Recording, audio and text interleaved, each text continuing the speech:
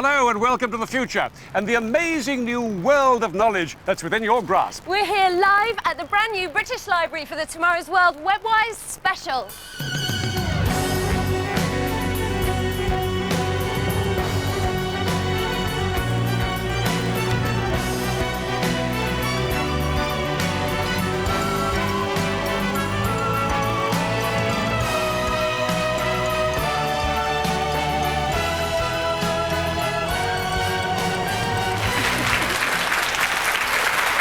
Half hour from this brand new treasure house of learning, we'll introduce you to the exciting possibilities of the internet, from grocery shopping to planning an expedition.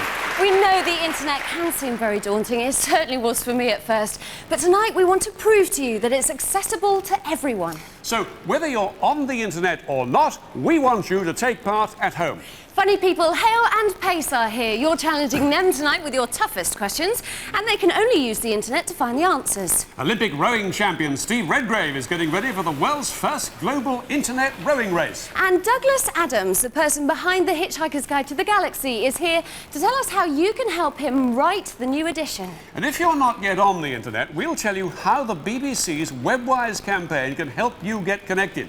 If you are on the net, join in the fun right now by going to our website at www.bbc.co.uk/TW.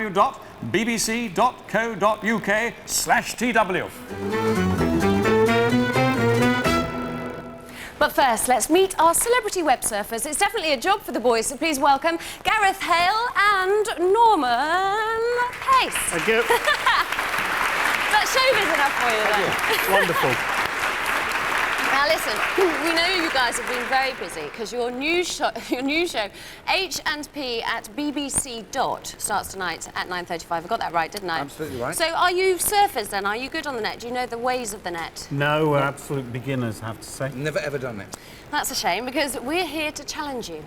We're used to seeing you work as a team, but tonight we're going to separate you and pit you against each other. We want you to answer in half an hour using only the net as many viewers' questions as you can, Oh, okay? thanks, Flipper. Tonight, Thanks. for you two, the land of the internet is a lonely one. There's no one to lean on. So, Right.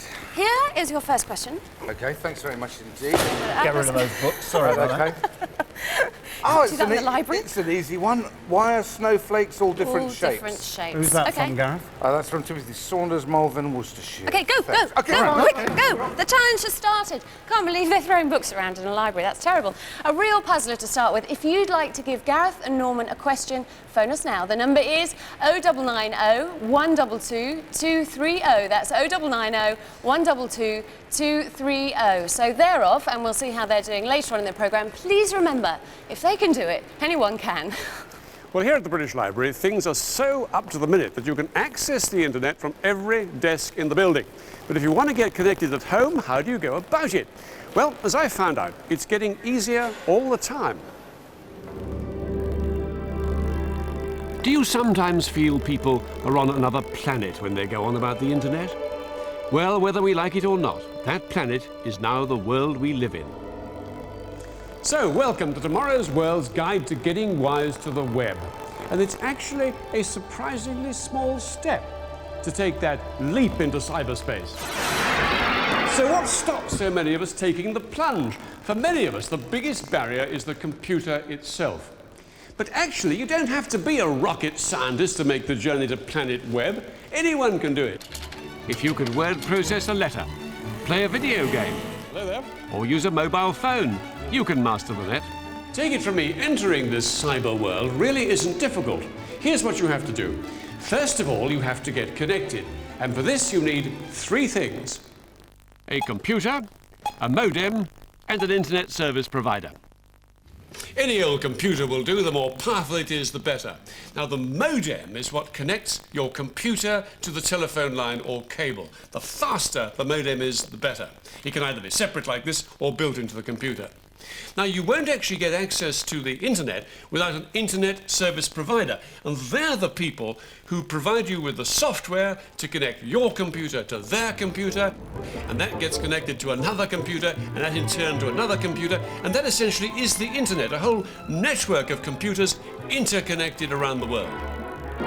Now you've got all the relevant bits, connect the modem, switch it on, install the software, and when that's done, with just one click, you can be connected to the web. And there's the BBC website. I'm in. But if you think that looks straightforward, getting connected in the future is going to be even easier. Are you fed up with having to go to a computer or an office in order to get access to the web? Well, why not do it from the comfort of your own front room? With the advent of digital television, we'll be able to surf the net using the same remote that we use to control the television at the moment. Not only will we be able to alternate between the net and the television, but we'll also be able to watch both at the same time. If you don't want to sit inside all day watching the television, but you want to connect up al fresco, well then, here's just the device for you. It's an internet phone. You can take it anywhere, it's got no wires, and you open it up, and there's a screen inside, and it connects you instantly with anything on the internet. The fact is that although I'm stuck out here in the great outdoors with my plate of sandwiches, I can send an email to anybody I want to, or I can even use a mobile phone. I'm in touch with anybody, anywhere in the world. You all right, Nicholas? If you think that's a great idea, meet Jerry Bouskill, the man with the power at his pupils. With one eye on the kids, the other is busy scanning the day's news. Wearing simply a pair of glasses with a small screen in one lens attached to a computer inside a holster bag, Jerry's wearable computer gives him the ultimate in no-hands flexibility. See you later. Off to work, and Jerry can use the web to check where the next bus is and when it's due. At work, a radio location beacon triggers Jerry's screen to show him just where his colleague Barry Crabtree is. He's at home, but he's available online so they can have a chat. Hi, Barry. Yeah, it's good to see you. Yeah, I've been in for a while now. So. Yeah, we can do it. And in dull meetings, Jerry keeps himself awake by switching on the telly. For Jerry and his mates, and maybe us one day, connecting to the web will be as natural as putting on your clothes. Extraordinary. I wonder how many of us will actually end up wearing computers. Anyway, in the meantime, wouldn't it be great to have a really handy guide to everything you could possibly want to know? Perhaps a bit like this. Well, that was the classic 1980s series, The Hitchhiker's Guide to the Galaxy. And we're delighted to have with us the author tonight, Douglas Adams. Now, Douglas, what are you launching tonight? A Hitchhiker's Guide to the Internet, effectively? Well, exactly. Well, it's a Hitchhiker's Guide to the world on the Internet. I mean, when I invented the Hitchhiker's Guide to the Galaxy, 20-odd years ago, this is pure science fiction. But with the web now available, we can actually create online guides. And this is what we want to do, to create an entire guide to the entire world. And we're calling it H2G2, which is Hitchhiker's Guide to the Galaxy. And what use is it going to be to ordinary people who will switch Well, into it? the point about it is that it's going to be a collaborative thing. So everybody puts information in, and everybody can take information out. In the old days, we used to have, even today, we have guidebooks which are full of information that was published last year based on somebody's idea of what was good and what wasn't. What we can do now with the internet is everybody can collaborate and everybody can pitch in. And this we want to invite people to do tonight. If we go and register as a researcher at our site, which you can get to through the Tomorrow's World site, right, and see how many people can actually register as researchers right here on the program and tonight. Put information into your new guide. That's right. Started putting information about anything. Give us an example. Give us an example. Well, for instance, just take the example of a restaurant. Now, up until now, you would have to read something, as I say, that people had written ages ago. Nowadays, you'd be able to read something somebody had written about that restaurant today, and if you have one of the things you just demonstrated, an internet phone, you'd be able to, type in something about the restaurant as you were in it, and somebody else. It's a dynamic system, up to date all the time, constantly being renewed. Exactly. Now, the web up till now has been like a lot of brochures, and we haven't understood that it's got to be live, dynamic information that's constantly being updated and constantly being argued about and debated about everybody online. But for this, you are dependent on everybody else on Giving you the everybody else information. giving us the information. We provide the infrastructure, we provide the software and an environment which will make sense of all this information. We have sort of teams of people who are going to be sifting it through and gradually replacing themselves with smart software to do it So, automatically. fire the starting gun. Tell them what they've got to do right now. Go to the Tomorrow's World website, click through to the H2G2 site, Right. and sign on. All you have to do is put your email address in and start putting in entries about Douglas, anything you like. thank you very much. We'll come back and see how things are going a bit later on. And thank you very much. Now over to Lindsay Fallow. What are you up to, Lindsay? Well, this busy hive of activity is our surf lounge, and here our busy team of students are checking out just a few of the massive range of things you can get up to on the internet. So, Rebecca, what are you looking at? At the moment, I'm looking at the Movie Critic Lobby, which tells you which films you're most likely to enjoy based on your previous assessments. So you tell it what you thought of some films you've already seen, and then it tells you some other films that you'll like. Yeah, and at any point throughout this, you can actually click on the film's title and find out more about it. Oh wow! So you can do what we call hot linking to other sites. Absolutely, it works really well. Fantastic, excellent. Well, that's brilliant. Now down here we've got that's the Live and Kicking website there. I recognise that one with Zoe and Jamie. Now down here, Chris, what are you up to here? I'm on upmystreet.com, which is all about houses. Here we've got a little graph where this is my house here, and this is the national average. Okay, so this is house prices in your area. That's it. If you were looking if to you're buy above somewhere. that, then you're great. If you're below, dodgy. A clue to the purpose of the site is here. You can search for properties for sale. So Oh, it's right, sort of okay. an internet estate agent, if you like. Excellent. Does it And- tell you anything else about Yeah, the area? this gives you hot links, as you said, to other places. It can tell you what plumbers you can get, or electricians, etc. Very handy, fantastic. Well, over to you, Peter. Well, as we've just seen, you can use the internet for all sorts of things. But if you think it's just sort of sitting around and clicking a mouse every now and again, you're wrong. Please welcome Olympic rowing champion Steve Redgrave. Steve, hi. Thank you for joining us. Just about to Now- start. Okay. 7 Now- seconds. Oh, God, we're going to start the race right away. 3, 2, 1, you're off. Now, here's Steve rowing here. Who's rowing against him and where? Steve is rowing against 6 other competitors from the United States all the way across New Zealand, with 4 European countries in between. Okay, now, all the other competitors rowing against Steve over 500 metres. It's a 500-metre course. So how long will it take, It's going to roughly? take about 1.5 minutes, but Steve's on good form, so he could do about 1:25. There's Steve just ahead of the He's others, ahead. just ahead of the field. Bo in Sweden. We've also got, who's this? This is Louis in Portugal, Right. Matt in Ireland, Peter in the United States, Robin all the way in New Zealand, and Rob Jerry. Hamill, the Rob transatlantic rowing champion. Yeah, and Let's just there have a he is look on here webcam. on the website. This is Rob's website over That's here. right. And we can see a picture of Rob actually rowing here. No, he's gone. He's come back.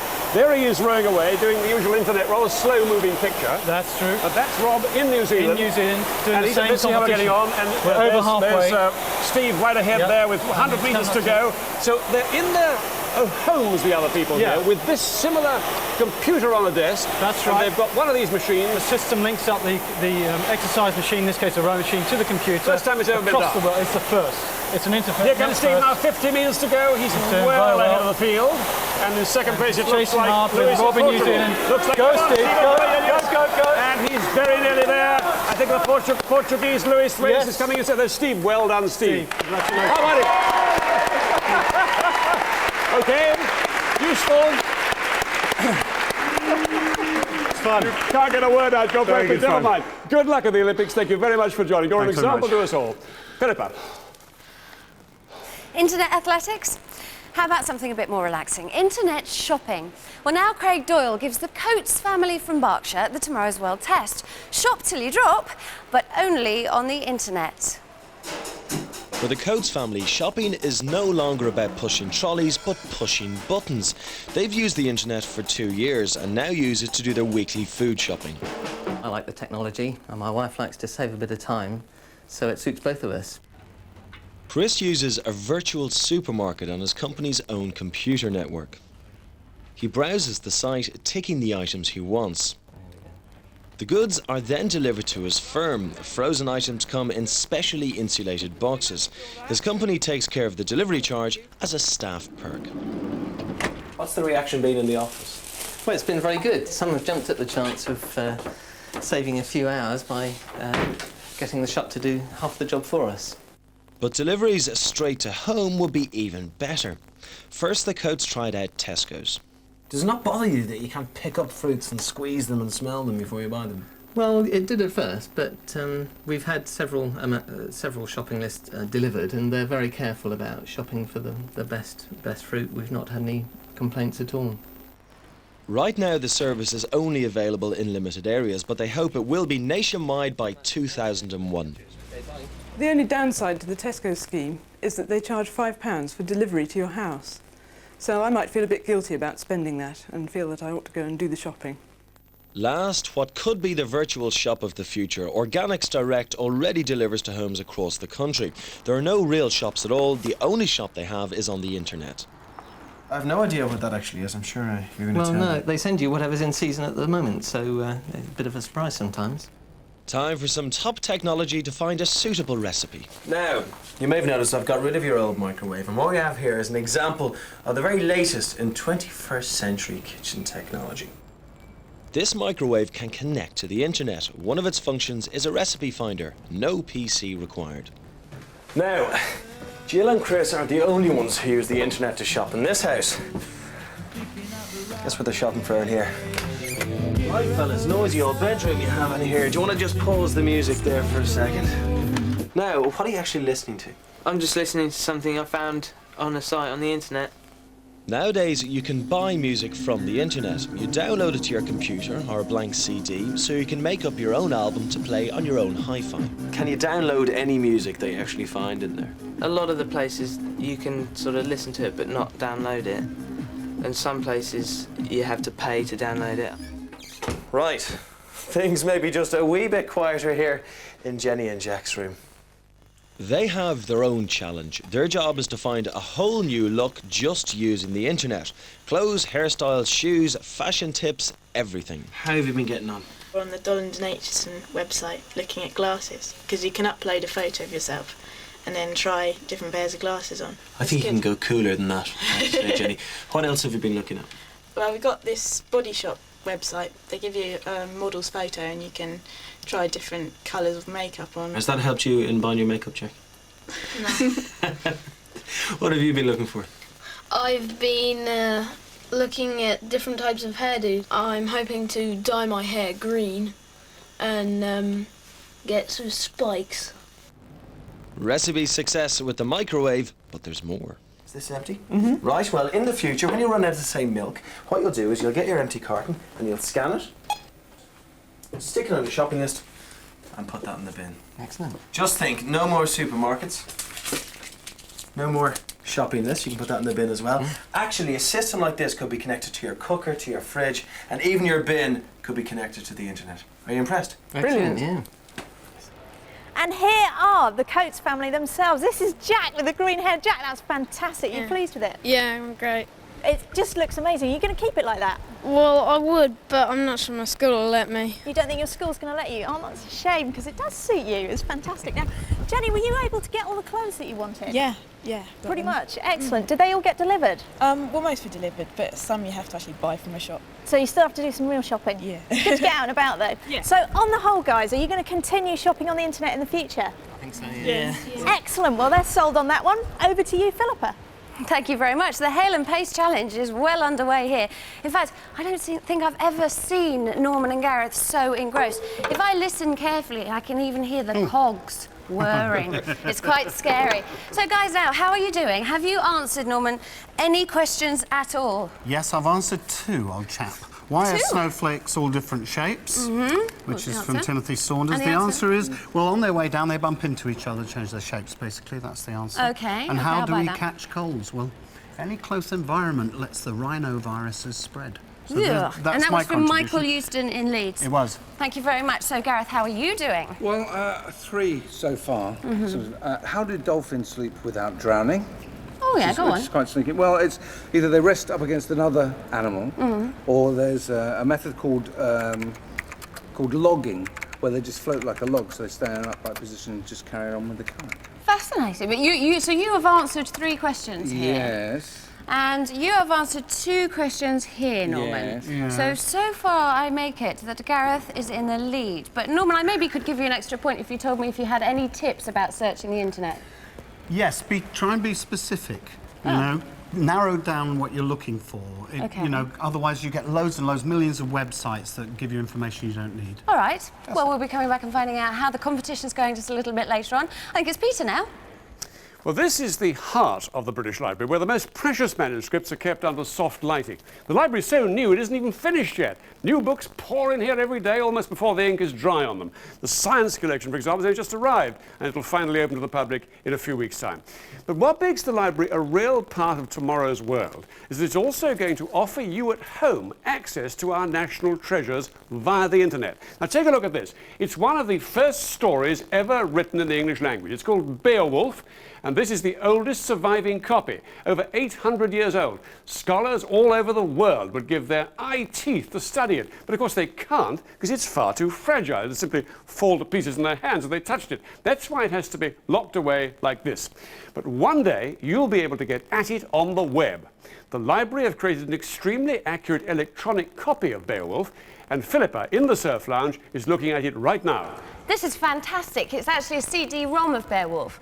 And look, what I find amazing is you really want to touch it because it looks like it could feel real if you touched it. It's brilliant. It's also got these notes all down the side. So if you're a student, translating Beowulf is actually very difficult. Now, the library want to make as many electronic copies of their rare and precious manuscripts as possible, and eventually even create an online library so anyone, anywhere in the world could tune in, find any book they wanted. Wouldn't that be fantastic? Lindsay? Well, thanks to the internet, we've already travelled all over the world tonight without even leaving the building. But what if you wanted to travel for real? Well, for one team of hardy skiers, the internet seemed to offer everything they needed. But could they really plan an entire expedition using nothing but the net? We gotta love that's cold. Believe it or not, for some people this is perfect holiday weather. Until last year, we've always gone to Scotland, but we all wanted to do some more skiing and there hasn't been the snow, so we started to look abroad. For a tailor-made ski trip to the icy wastes of Norway, John Farmer and his team started by surfing the net. The thing about the internet is such a big directory, you can search for just about anything and everything you need. But can you really get yourself kitted out for such a demanding trip just using the internet? Never having been to Norway or skied in Norway, we actually got on the web and tried to find some information. We just browsed. And they found something fantastic, a sneak preview of their starting point. We're starting at Finser. We did a web search to see what was at Finser, find out about it, and found a really exciting site, which was a webcam. So we can log on, have a look on it on a regular basis, find out what's happening there, what the snow conditions are, how many people are there, things like that. Next, the team decided to ask the experts. People of similar interests gather together in news groups. We identified one of these news groups entitled Skiing Backcountry. We just left a message on their notice board asking for Norwegian tips. Tucked in the heap of replies was an invaluable link to a sledge building website. The site was a great find. We have 2 other sledges. These were made of fiberglass and they take about a week to make. These new sledges took a weekend to make. We went to Cambridge, bought just a basic sledge. We added some nylon runners, a wooden frame and some metal poles. Last year we towed the sledges on ropes. Now that turned out to be a big mistake because they kept overtaking us on the downhill bits. We looked at the website and that suggested we use some bamboo poles, but we couldn't seem to find any that was large enough and strong enough. But we did find these, the imitation garden poles, and they've got metal inside, and I think they will be strong enough. About the only thing we couldn't get off the internet were the maps of the area we're going to, and also the accommodation and the cabins that we're staying in. It's the day of departure, and the team have just one regret. We could have booked the flight over the internet, but at the last minute we decided it was better to speak to somebody. Yeah, but even though we actually spoke to somebody, they spelt 2 of the names wrong on the ticket, so next time, I guess we'll use the internet.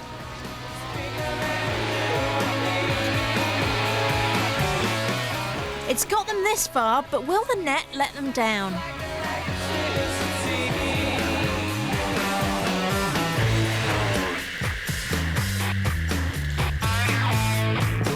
Well, it wasn't all plain sailing. Oh! yesterday we had a bit of an epic. A combination of ground too steep and the snow was very icy. Sledges going sideways and holes bent.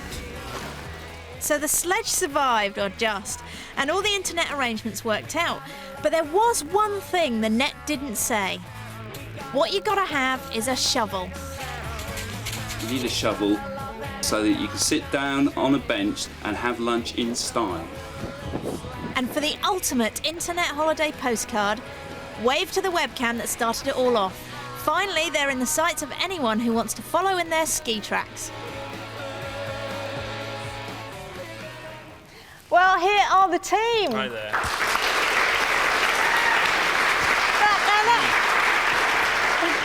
That was an absolutely amazing trip. So how much did the internet help you to make that fun? It was really great. It helped us find about the weather, snow conditions, which huts we could stay in, and the routes in between. Finding out before helped us use our time better and just have a great time. Excellent, so it contributed to that as well. Yeah, we found out what equipment to take, what would be yeah, best. Except these weren't exactly perfect, no, were we they? thought the poles would be good, but on the steep ground, not so good. Not so good. Well, a last applause down there, but congratulations, boys. That was absolutely fantastic.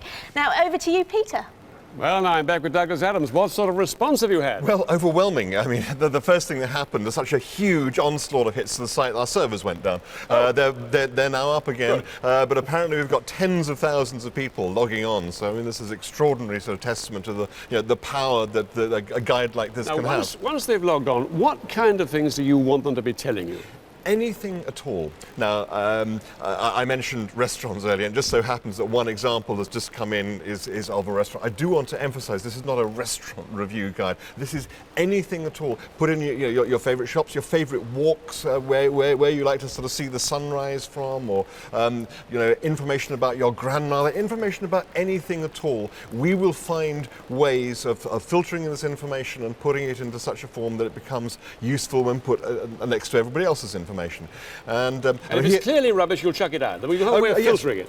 Yes. Now, to begin with, we have a team of highly trained professionals to cut out the rubbish. But after a while, we're going to have a team of highly trained software agents mimicking what they do and cutting out the rubbish. But in fact, you see, the thing is, what one person's rubbish is another person's vital information. Douglas, thank you very much. We'll stop you there. It's been a great lift-off for this Hitchhiker's Guide to the Galaxy #2. Good luck for the future. Now over to you, Philippa. How are Gareth and Norman getting on? Do you know, it's frightening, the speed of these comedy minds. They're faster than the internet. Things have changed here, haven't they? The dynamics of your relationship have completely changed since you last joined us. Yes. Go on then. I think I got 4 now, because I found out who invented the first computer in what year, and it was Blaise Pascal in 1642, the first digital computer. Yes. And why is yawning infectious? Well, quite frankly, we just don't know. That's what it says on the You look net. so intellectual in your glasses. And Gareth? Yeah. 3.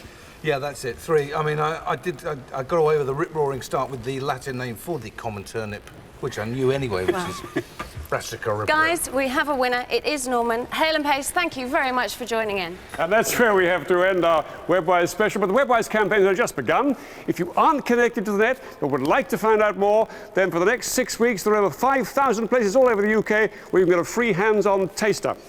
What the internet can offer you. To find out your nearest location, call the Webwise helpline. The number is 0800 100 900. 0800 100 900. We've loved being here. Thank you very much for watching. All our guests, a very big thank you to the British Library for building such a wonderful launch site. That's it. Goodbye. Good night.